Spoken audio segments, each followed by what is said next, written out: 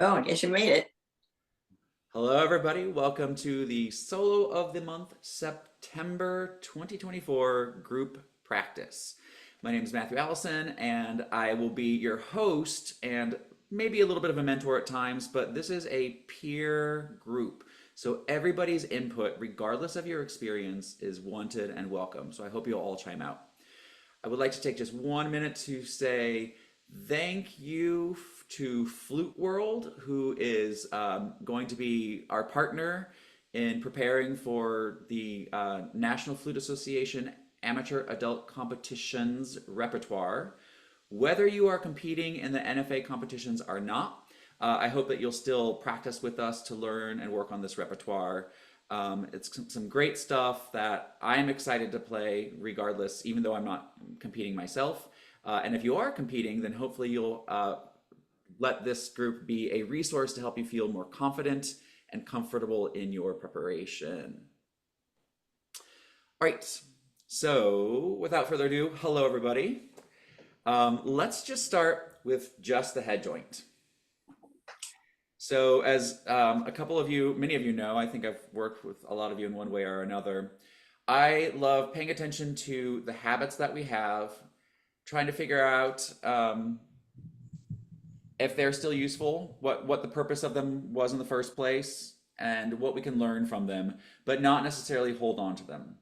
So I notice in myself that once I bring the flute to my face, everything about my posture and my breathing changes. Has anybody else noticed something like that in themselves? Yeah. I've also noticed with my students a lot, once they see the flute, once the flute is in their eyesight, they begin to move their head toward the flute rather than continuing to bring the flute to them. Has anybody experienced anything like that where you notice yourself kind of shifting your head, reaching for the flute? A couple of you, not too many, that's good. So we're going to start with the head joint and just the tubing on the lip, not actually making any sound yet. And we're going to do 2 sets of box breathing. Box breathing is great just to calm the mind, get centered. Coming into a centered space before performing, competing, whatever it might be, is really useful. With this box breathing, we're going to breathe in for 4, hold for 4, out for 4, hold for 4. But we're going to put a little spin on it compared to your meditation apps and have the tubing touch the chin. The the metal touching the chin is going to be a little bit more reminiscent of how I feel when I'm playing the flute. So bring the flute to your face, restack yourself, make sure your shoulders are relaxed into their healthy position. The back of the neck is long, your jaw is releasing down. Blow out your air, and we'll begin. Inhale, hold,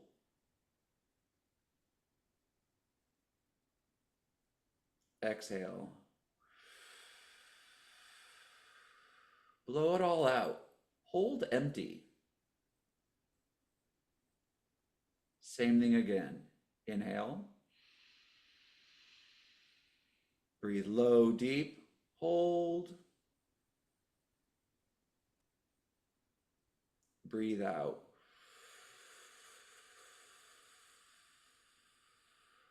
Hold empty. Just once more like that. In, hold, out.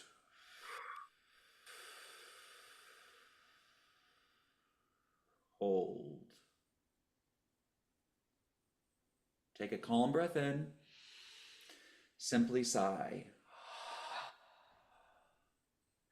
Hopefully, you're beginning to feel calm and centered and present right here. The next thing we're going to do is the exact same thing, but this time with a lip plate on the flute.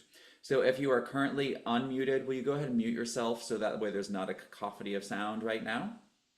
We'll invite lots of sound in a little bit.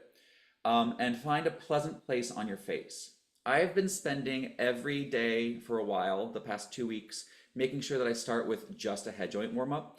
And there's so much that we can do with just the head joint. From finding the optimal position rolled in and out for general playing, different octaves, to finding the face, the aperture, the openness of the throat, all of these things. Once we start putting the other tensions of the flute in, things change. So let's see if we can just find the most beautiful sound. We're going to do the box breathing, but this time on your exhales, you're going to sustain sound. If you would like to hold empty, feel free to, or if you'd like to sustain the tone for the 8 counts, that's also cool. So we'll just do 2 sets of this. Blow out your air to begin, find the flute in your face. Inhale. Hold.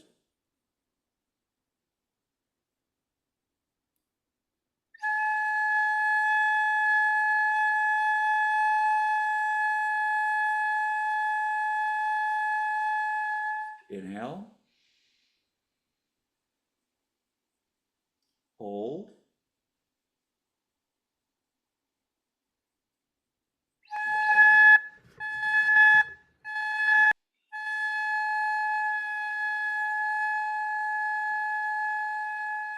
Leave the flute in your face.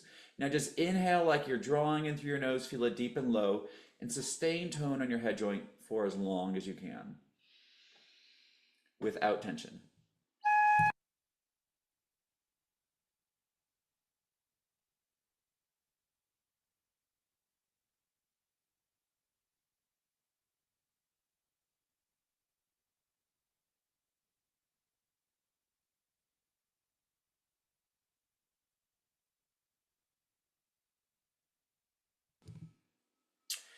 Now, out of curiosity, while you're putting your flutes together, if you'd like to unmute yourself, where are some places that you notice tension coming into your flute playing?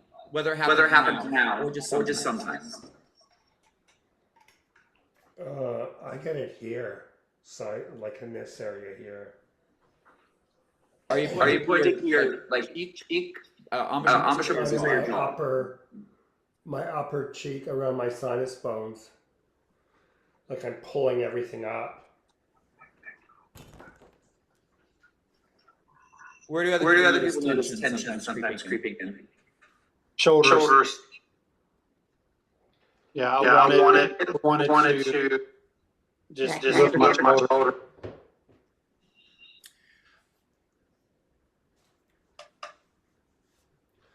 One cool feature about Zoom, you leave yourself on mute, and then when you talk, simply hold your space bar down, and then it will unmute for just the time that you're holding the space bar down. Does that make sense? If you're on a computer? Yes, it does. Awesome. Anywhere else? We've talked about some facial tension, some shoulder tension. Where else might people notice some tension? The back of my neck. Back of your neck, and that is one where I noticed too, which is why I, during that long sustain, tried to remind myself to feel the occipital ridge lengthen, the back of my neck long, imagine the string pulling from the back of my head, ears lifting. All of those amazing analogies teachers have given us over the decades are all very great. Good. So hopefully we can acknowledge that tension is oftentimes accompanied by a habit that we've already developed. And one way of reducing tension is acknowledging those habits and discovering new habits and developing new things. So if we put our flute together and go right into our habits, we might be bringing those tensions with us. So if you're noticing some kind of tension, then change up the way that you start, change up the way that you approach in the very first place. Great. So let's see. Shall we start with the Bach E minor?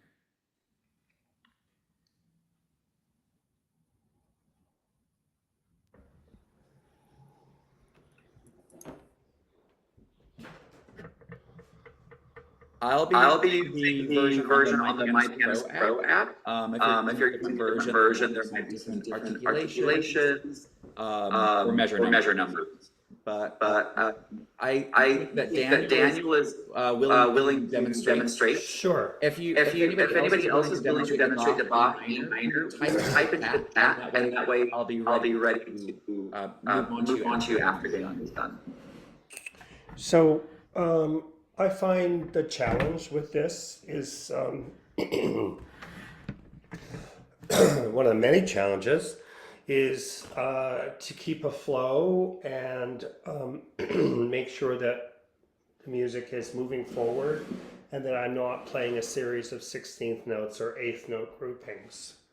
and then also to keep the breathing without stopping the flow of the music. So I'm going to push my original sound for music's on, and if I have the right glasses, okay.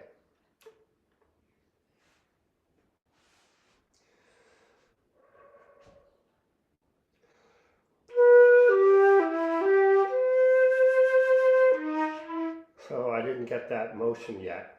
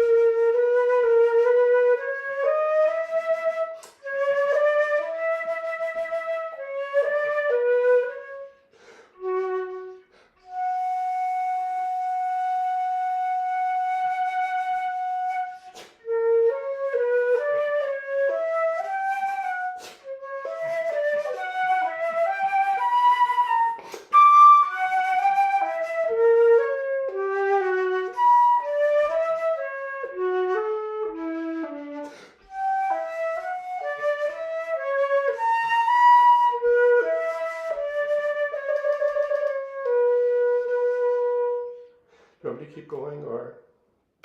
That's a great place to stop. So We'll start with you. What are some things that felt great? I'm sorry, I just really love the sound of this piece, so I just enjoy playing it. So I really am not, I'm not gonna pick on it. I enjoy playing it, so that felt great. It's beautiful. I always feel like when I play Bach, it organizes myself. I get organized as a... Yeah, he's clearly a brilliant composer. I thought you played excellently. Some of the moves that I most loved were I don't know the feedbacks on my side somewhere else. Some of your non-chord tunes, like the D sharps, the way you leaned into them, and then released away from them. That was quite beautiful. Wonderful job of creating that kind of movement to a destination, and then letting the sound drift out of it. Good. I was trying at bar 5 and 6 to...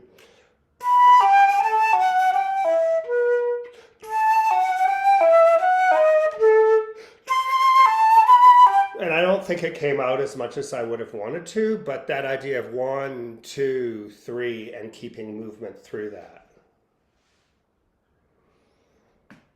Oop. Great. Does everybody know what he means by that? So he's taking each of the sequences taking a similar idea and then moving it either up or down. And each time he starts the sequence, he's trying to start it with a little bit more energy. So ba da da da da da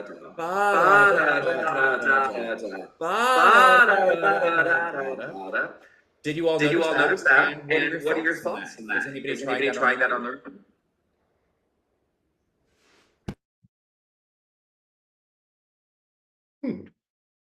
I think you have to do that, to do something, because the phrases repeat themselves. So you have to change it up. So he's getting louder a little more intense, and that's probably what I would do. I do that.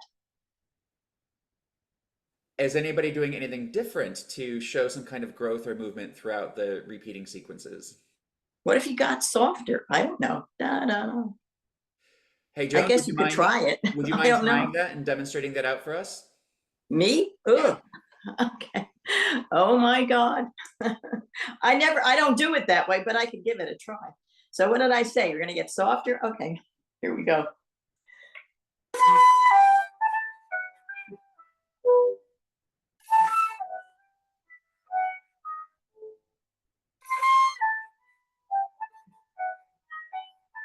Oh.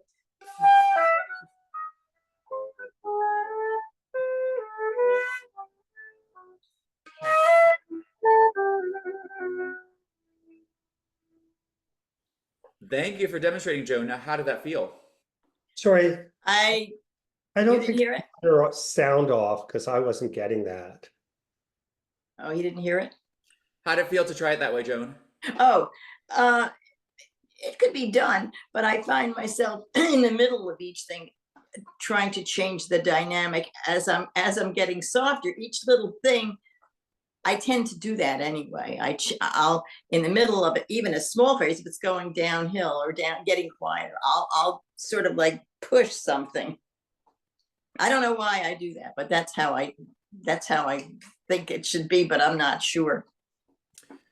I thought your demonstration was good. Yes. Does anybody else have a different way that they approach a sequence in the Bach? Sorry, can I ask that whoever plays make sure that they have the original sound for musicians and so on? I don't know what that is. I have to go look. We're working on making that a common thing. So hopefully, once we're in our second Saturday reoccurring 6 months, we'll all be set up with technology the way we need it to be. But yeah, I hear you. So where does it have to be, and where do you look in sound? Sounds under sounds. I think it's under audio settings. For me, it's not in the meeting. I have to go to the. Yeah, I'm there. I'm in the the place where you set the settings, but Yeah. I'm on an iPad, not a PC, so that might make a difference. Chris, Music, you just did that TV. today. Where did you find it on the iPad? Does anybody else know? Ooh, Yeah, I lost- you have to go to where you sign into Zoom. Oh, Yeah, and then you have to go to Zoom. up into you have a settings wheel up on the top left-hand corner.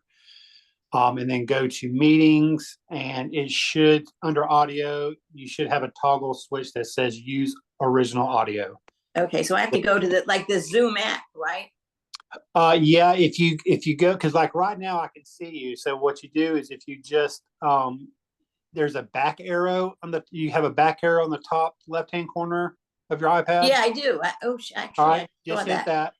Okay, Yep. Zoom Workplace. I'm there. All right, then hit the settings wheel in the top left-hand corner, Okay, gotcha. and Okay. then go Well- to meetings.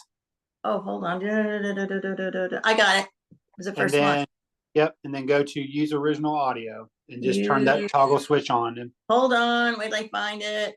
And Hold it. Use original audio. yep, that's it. Mute my microphone. No. Turn off my video. Touch up appearance, portrait lighting, backgrounds, blah, blah, blah, blah, blah. Aspect. Mirror my video. Show video picture. Advanced. Would be under advanced. No, you said it. Yeah, the use original audio. Oh, excuse me. Yeah, and then Hold it. Wait. Auto connect audio. I'm sorry to taking up time. Did I say it? yeah, once you hit meetings, you go under audio. You should have autocorrect audio, mute my microphone, and then I got it. Mute my microphone. I got that. Okay, then the next one down should be use original audio, and then the toggle switch should be on. I don't have use original audio. How do you like that? I have auto connect audio, Wi-Fi. Did I choose the wrong thing? Mute my microphone. I have that on the top anyway. Turn off my video, touch up my appearance, portrait lighting, background, keep virtual background, aspect, mirror my video. Oh, yeah, Ah. it would just be in the audio settings, so it might be something that we just want to maybe troubleshoot for the next meeting. Okay, I'm sorry. No, it's okay. Thank you again for demonstrating that that Original sequence. sound, I found it. Yay. I found it, but it wasn't where that, okay, I got it. I toggled it on. Fantastic. Would you Cool. like to demonstrate that one more time then, now that we'll all be able to hear you better? Oh, great, thanks. And make sure that, so for me, I do have to click it again on the app itself. So at the I'm top back left. in, okay. All right, now where were we? What line is that? Oh, I got it, okay. So I was going from loud to soft, right? Okay, let's try it.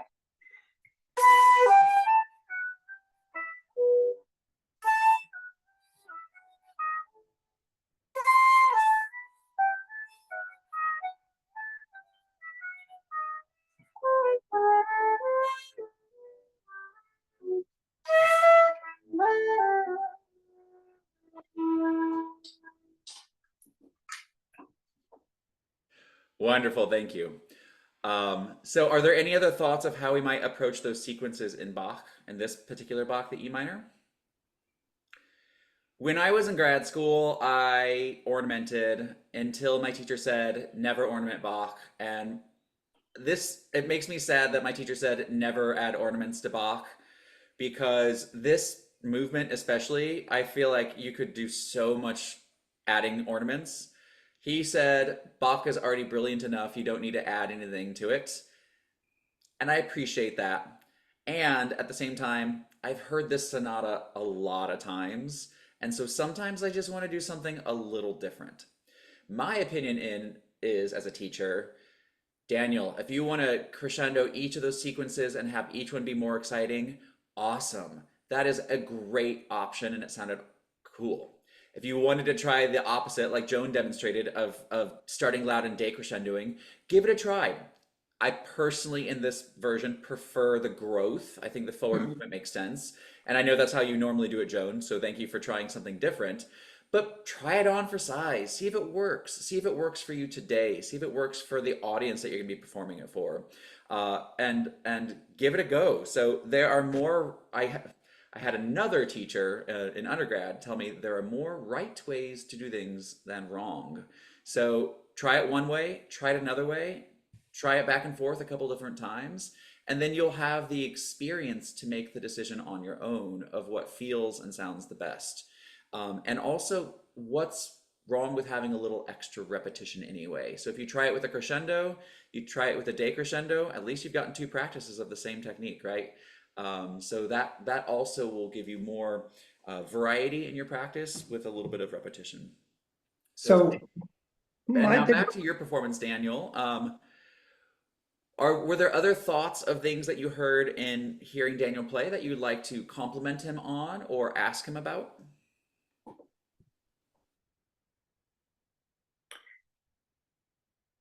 I know it's been a few minutes and we've probably forgotten some. Daniel, Is he using the Flute Tunes version? The one that you get off of, I got this from Flute Tunes. no, I've got the international version, Rumpal edited. Oh, okay. I mean, Because I heard some discrepancies between my version and your version. well, there was a C sharp where there shouldn't be one. Okay, I'm not saying, I'm not criticizing. I just wondered if it was the same version. Are you talking Okay. about in articulation or in the? No, not articulation, because that's personal. I think that, and that's really quite personal. You know, even if you miss like a little legato somewhere where there's a curve mark over it and it's supposed to be, I don't know, you know, if you miss that. The only thing is don't take a breath in the middle of one of those things, because that would be not, I didn't hear it, but I think that would be bad. I think. Would anybody else like to demonstrate some Bach, either the same movement, a different part of it, or a different place? Can I just say that for me, the challenge with this is in some ways less getting the individual sections right, but because I see Bach generally, and I think a lot of people do, as movements are different moods or different characters as opposed to a story within each movement. It's getting that character right from the very beginning. And so today I felt like I was a little pulled in, and there's something about this being an adagio that doesn't tell me signally intuitively that it can be broad feeling and assertive. And when I played it today, I think I was a little more tentative than I would like to be, as it's an adagio and it's a first movement. And I feel like you need to establish a degree of presence right away with it. And I'm kind of realizing that as everybody's talking and as I'm reflecting on what I did. So that's just some comment I have about playing Bach. We'll have you play the first two phrases again. And with that in mind also, what key is this piece in? E minor. E minor. And so in E minor, what would be arguably the most important note? The fifth. Or E. Third. The E. And where do you see your first E? It's a pickup to the first E. Right? So that's that.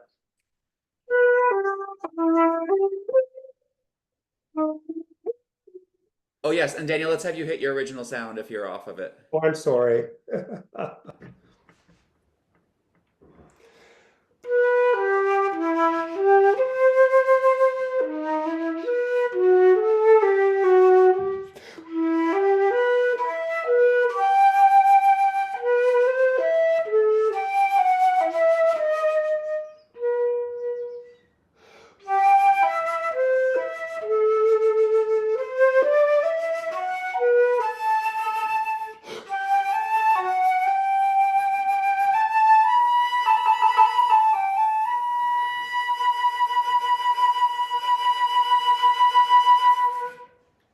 Yeah, much more presence at the front, much more confidence in your character.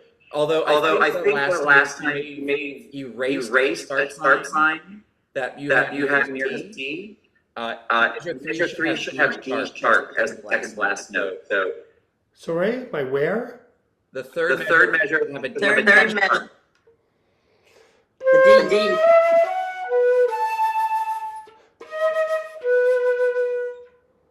No, that's the measure. Measure Third measure. Yeah. That one. Yeah. Yeah, that one. Thank you. Wonderful growth too. Anybody else? Bach. That was helpful.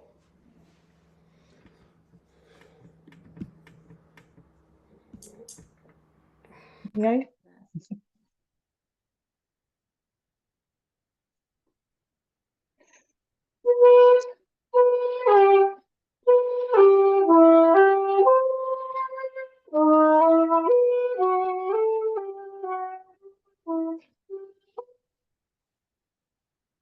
Can't hear her. Is it sound? Do you have the original sound for musicians on? Tak. Yes.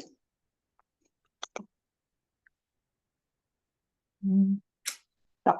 Yes.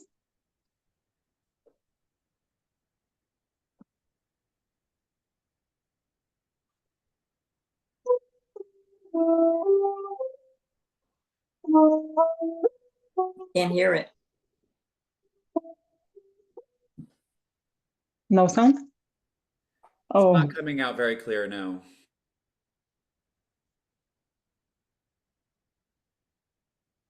Maybe just take a second and double check those settings. Nathan, were you wanting to play two while Ola checks the setting? Is it Ola? Is that right? yes, I have original sound. After you do it in the settings, oftentimes in the meeting itself, you have to then click on. And for me, it's the top left. I don't know if it's a different place for anywhere else.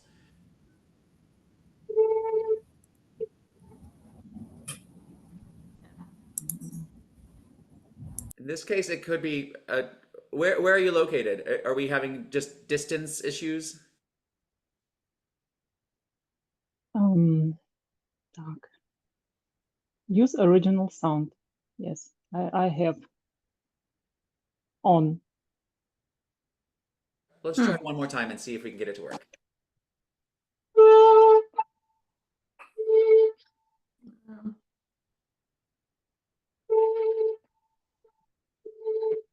And the picture's fuzzy too.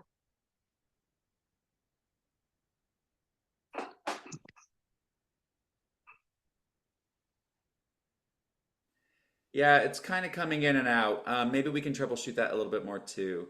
Was anybody else wanting to play the Bach while we double check the settings with Ola?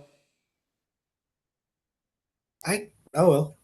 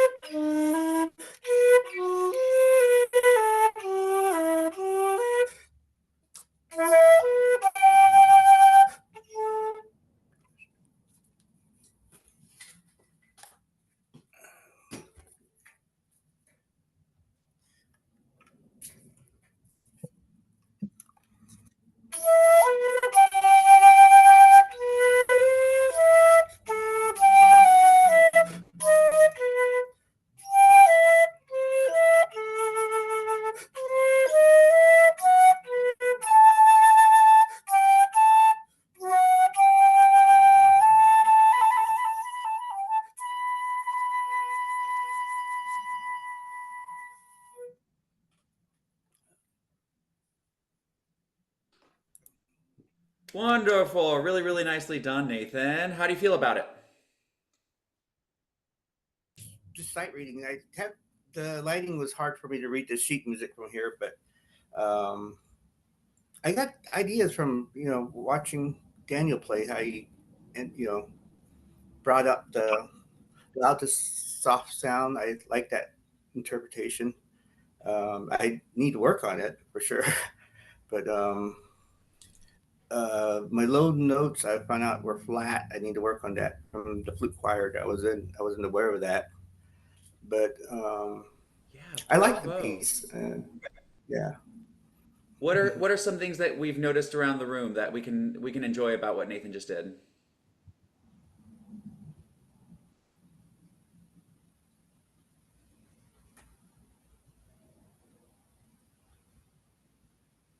Everyone's Play. shy. It sounded really great. Was somebody about to say something? I don't know. Can he Can he play? play? Can he Can he play? play? Can he Can he play? play? Just so Just so we can. I'd have I'd have to. Is it sound? No. Yeah. No.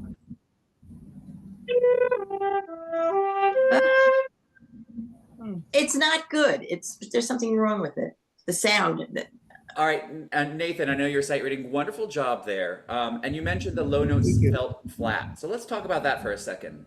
One of the ways that you might approach that is, of course, long tones, but there's a descending leap from the C to the D sharp.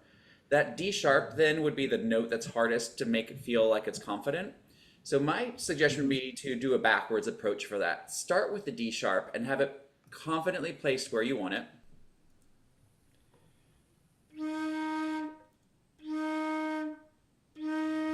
Know where your D sharp is, and then grow the interval to it. Maybe diatonically notes of the scale, so E, D sharp, F sharp, D sharp, G, A, B, C, bonus D sharp, and then add the G before it, add the E, etc. So that way you are starting your practice from the goal. Kind of, I use the description all the time of the growing up. There were the mazes on the back of the cereal box, and whenever I did a maze and I started where the word start was, I'd always like run into a dead end. But if I started the maze where the word end was, I could always find my way to the finish line. But in the way the mind works, when we are moving and you are sight reading, which is all brave, wonderful sight reading, by the way. But when we're moving into the unknown, the mind, in a way of trying to protect ourselves, is hesitant and fearful. So if you start with the goal and then back up just a little bit, the mind is going to be confidently progressing toward that goal. Back up a little bit further, you've got a little bit of new material, but then you're moving into the familiar. Back up a little further, you're starting with something unfamiliar, but you're moving into the familiar. That familiar could be technique, that familiar could be an interval, it could be tone, it could be intonation. And some of these pieces, we've been discussing, for example, like super soft last notes in some of these pieces. Start with that super soft last note and move backwards. In this particular case, you felt uncomfortable with an interval of the intonation. Start with the pitch of that D sharp where you want it and work backwards, and then your ear will be already attuned to where you want the D sharp to be placed. The intonation wasn't distracting by any means, but it is something to keep working on. We flute players, we have a lot of intonation responsibility. And I grew up with very bad intonation, and it's something that is still something I need to work on a lot. So when somebody says something feels flat, like I feel that right away. And then musically, the only other thing that I would think could add more to that phrase is at the downbeat of the third measure, that D sharp, that D sharp, which isn't in the E minor arpeggio, it's the seventh, right? I think if you lean into that D sharp a little bit more, it'll have a little bit more intensity to it, and then you can back away on the B. So that phrase can lead to the non-chord tones or to the notes with the accidentals.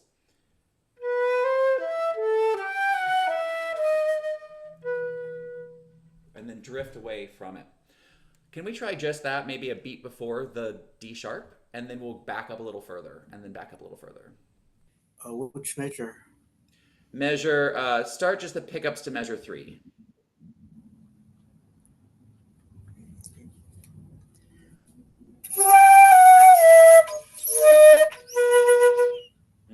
Let's all dance that. Ba-da-da-da, da, ba-da-da-da, da. A little heaviness, a little lightness. Press and lift. Mhm. Let's hear that again, Nathan.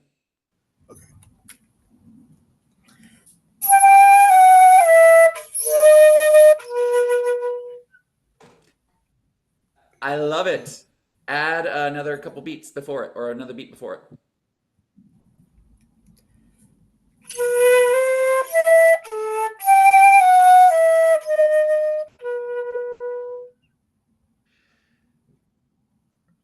Keep going, or Yeah, let's add one more. okay.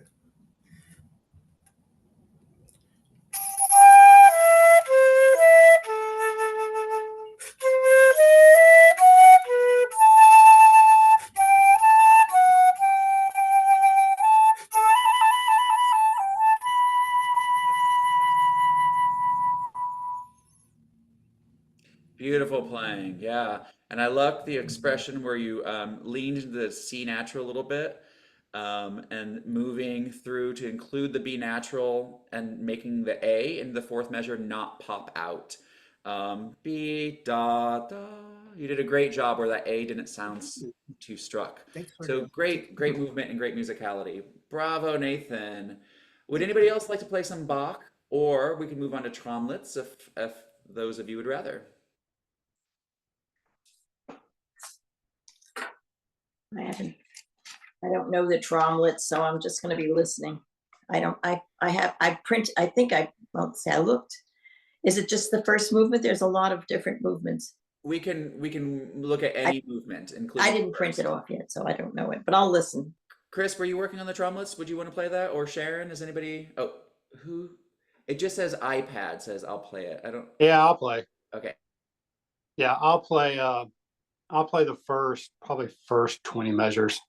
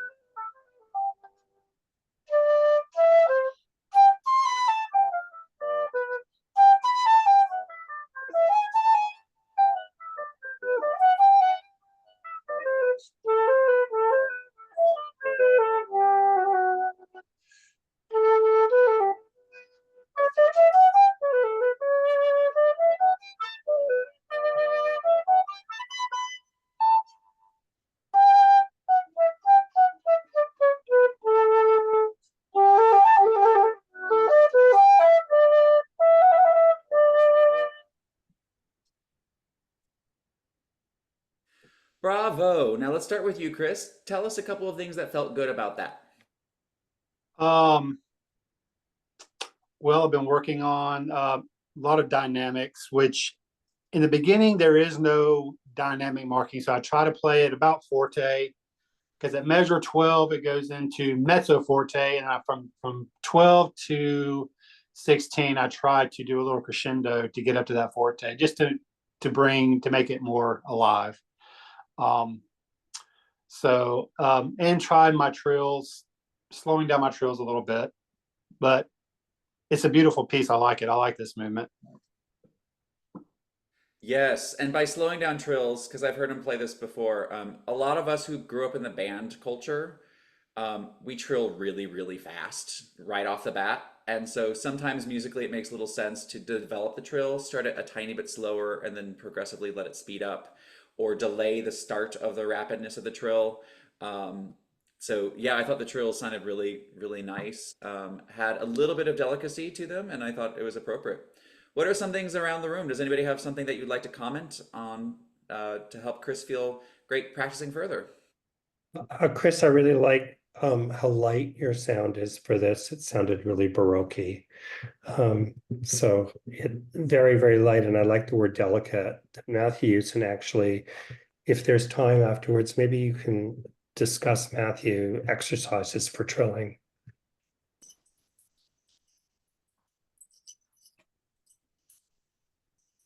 Thank you. Other thoughts? I liked it. Is that the first movement? I'll have to print that off and start It is the first working on one. it. Is that supposed to be for September or October? What is it for? What month? That was the September, so we're finishing it up. Oh, you know what? I don't belong to that group. That's the thing. Join us. I know. You know, I read the blurb for it, and it doesn't look like it's any different from the other group. No, it's the original as far group. as the experience you need to join the group. So Yeah, maybe, was... but then I have to learn 2 a month. Oh my God. Can I do that? That's another whole ball of wax. Yeah, the two groups work together, sometimes similar repertoire and difficulty, sometimes a little more difficult. The second group broke off when we did 2 months of French conservatory pieces in a row. Back then we had people submit the pieces that they wanted to play, and we did a group vote. And so there were 2 months in a row that is hard rep. So the second group kind of broke off, but we worked together. So join both, and you can keep your eye on both. And you, if nothing else, you hear a lot of great flute playing. I will do that. I'll join the other group. I'll join that group, because I just thought it was for, like, I don't know, instructors, teachers, professionals. I don't know. When you say you label one amateur, well, then that implies that the other one is like super duper players and professionals. But that's what I get. That's what I took from it. The amateur was a spin-off group from the. Yeah, I know. But because of the name, then I thought, well, the other one must be too hard for me, because I'm not I'm an older learner, and so I didn't take it. I learned flute late in my years. We'll look forward, Joan, for you for joining that. Now, Chris, were there things in that you would like to develop even further? I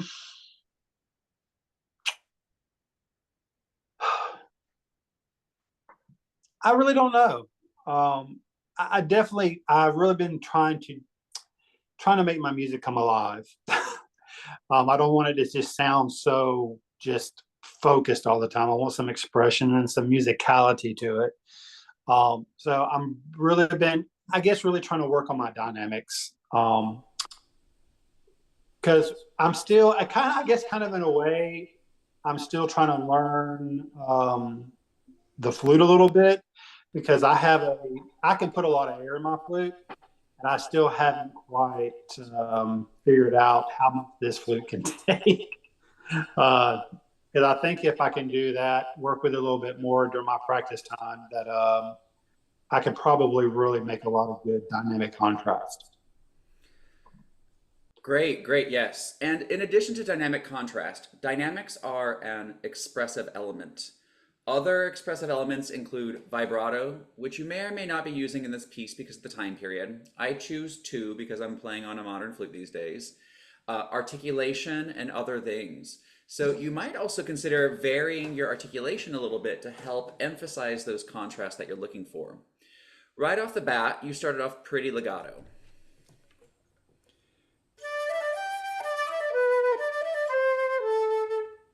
The underlying theme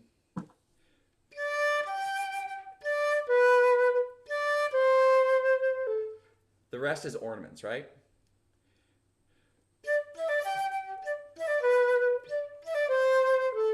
So I think if you try maybe not putting a short D, but we hear 3 Ds in a row, we're understanding that that is part of, that's the dominant, it's part of the chord.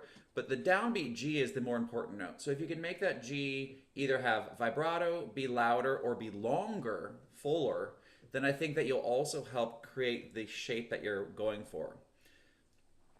Why don't you give that a try? Okay. Let's see how it feels. All right.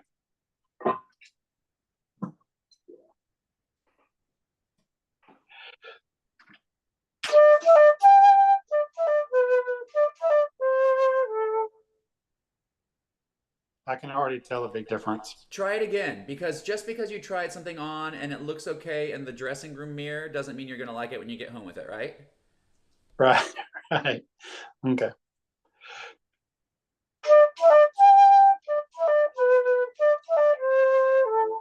What if we add the slur back in from the 2 30-seconds note?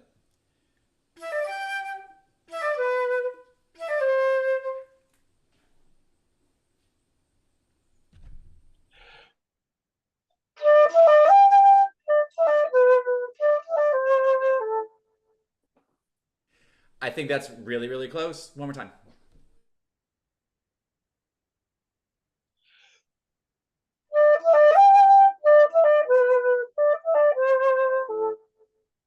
That was good.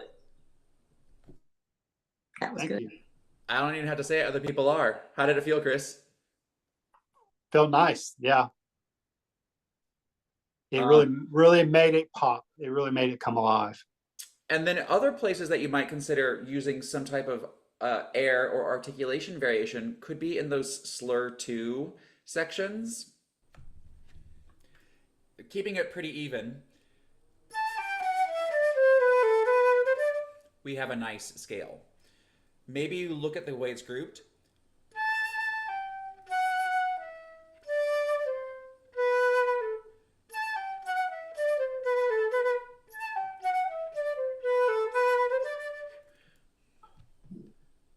Try doing more, less, more, less, more, less, more, less, da, ba, da, and see how that feels.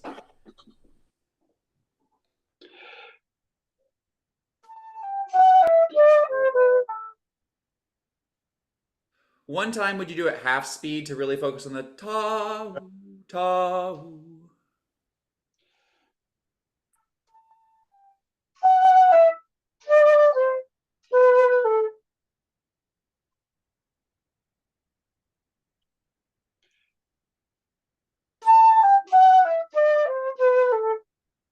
Ooh, that was good. Yeah, go to the B though. I really want you to go to the B. Okay.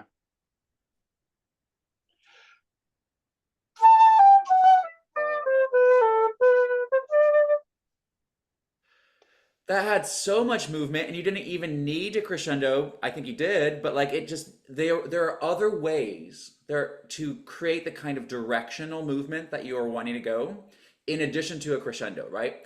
Crescendo is the first way we learn to create some kind of excitement moving forward.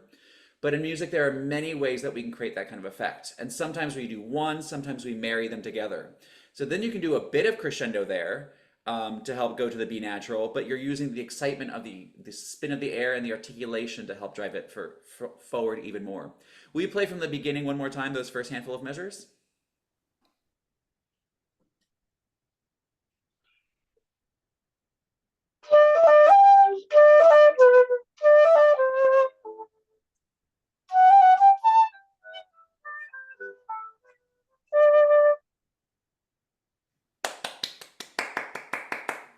I had to unmute so you could hear the clap. How did that feel, Chris?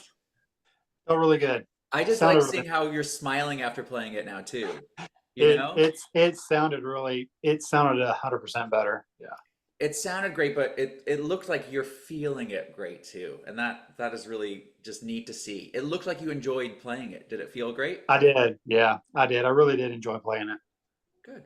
Would anybody else like to play either that, try the exact same thing, maybe you haven't tried that on yet, or a different part of the Tromlitz, or just play freely?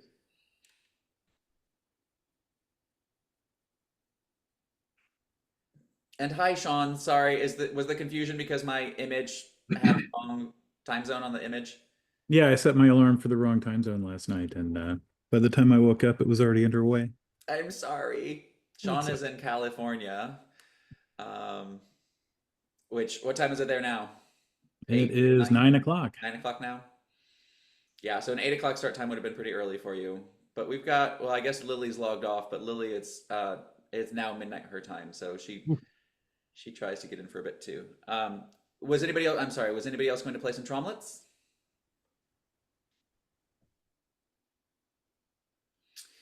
I hope that you will continue to look at it. So we have still 3 more days to talk about the Tromlitz. And then afterwards, we're going to be moving on. Both groups are going to have the exact same goals for the next few weeks. So we'll all be moving on to the Joncieres Hungarian Serenade. Yes, that's what I'm practicing. Yeah, and so this piece can be found in the good old-fashioned trusty 24 short concert pieces, which you can buy from Flute World, and probably other places as well.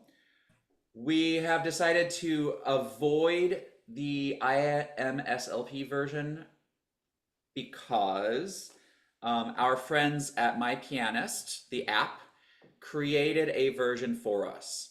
The neat thing about the version that My Pianist created is it can be played with this version, which is the common US version because everybody owns this book, I think. And it can also be played without. So there's the ability to, in the on the app, to, I'm sorry, I don't know where the camera is. It has the ability to include the additional material or not include the additional material. You can just exit off. Yuho is providing this piece on the app for free. So even if you aren't a subscriber of the app, download the app and you can still use it. The music is on screen, but you can also download the music as a printable PDF.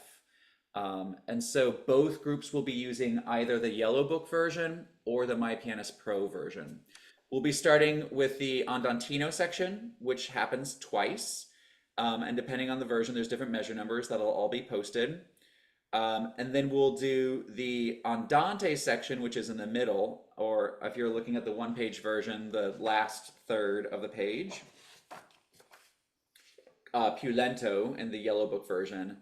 And then the third week, we'll either repeat one of those 2 sections if you're doing the short version, or we'll do the new material, which is quite delightful. How many of you have played this piece before? Never? It is really a charming piece, which gets us to feel nice and comfortable in G minor for the opening and ending parts, and then C minor, I think C minor, E flat major, I'm not sure for the B major, for the other the parts. middle, yeah. So the material that isn't in the Yellow Book goes something like, it's cute.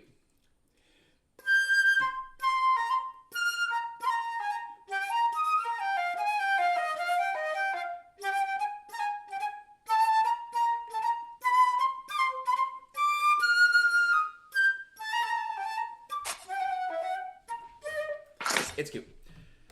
With NFA, you can use either version, the long version or the short version. So if you are doing the NFA competition, and I think this is in the novice category, then you can pick either the short version or the long version. Both versions are on the My Pianist app. So if you're used to this book, you can just play it from the My Pianist app too, and it will be just like this.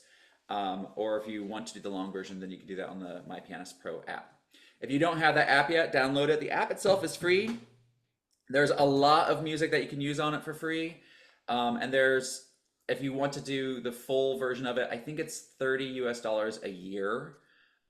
So not too much money. Does anybody know, is the price different since 2 years ago when we partnered with them, or is it still about $30 a year? I think it's still 30 a year. 30 a year to have a pianist play with you. So yeah, I guess I can actually hit the app. So the music will be on screen, and the accompaniment, if you have it set up, will follow you. And I have that off, but it just kind of plays.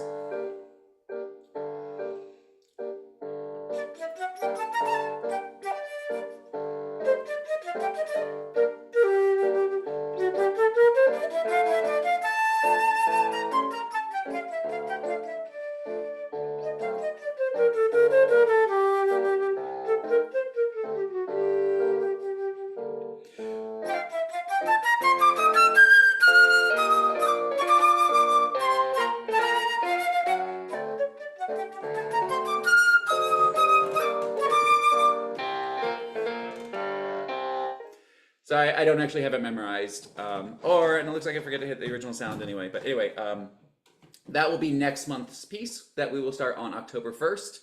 The first chunk will be long. We'll work on the opening and closing sections from October 1st through I think October 12th, and then we'll be going Saturday through Fridays for the rest of the month. So I hope that if you aren't yet playing that piece, you'll go ahead and find a version of it and join both groups. We'll have the same goals. Starting on October 1st. Are there any other questions or thoughts that you'd like to shout out real quick? And you said that we're not using the IMSLP version of that piece. No, you can, but the reason why I asked is I didn't realize it was in the book, Yellow Book, so I actually had printed it off the from short IMSLP. The version in the Yellow Book is the short version, which is a fine version. Both versions are good.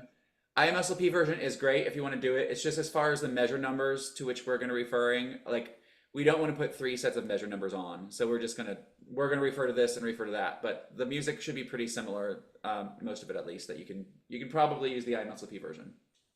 Okay. Any other thoughts?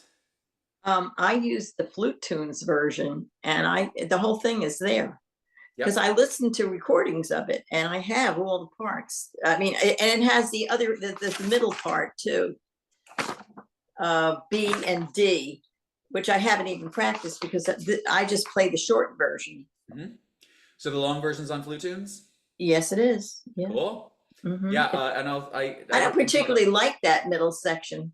I don't know. I'm not fond of it, but I like the slow section a lot, where there's goes from a contrast to really peppy and then really, really, really slow, like real Hungarian sadness. The E minor, she's referring to the E minor section. Right.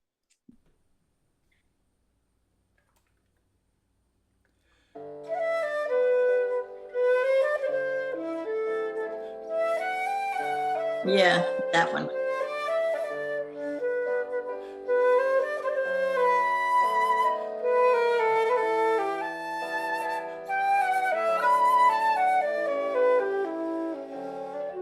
Etc.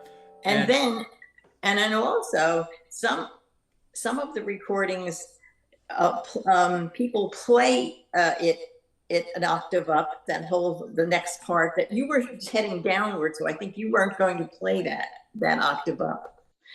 Some do and some don't. It's the same material twice. I know. Oh, it's twice? For me, there's no repeat sign. It's the same material. No, it's the same material. But some people play that. On the Flute Tunes, it's written an octave up.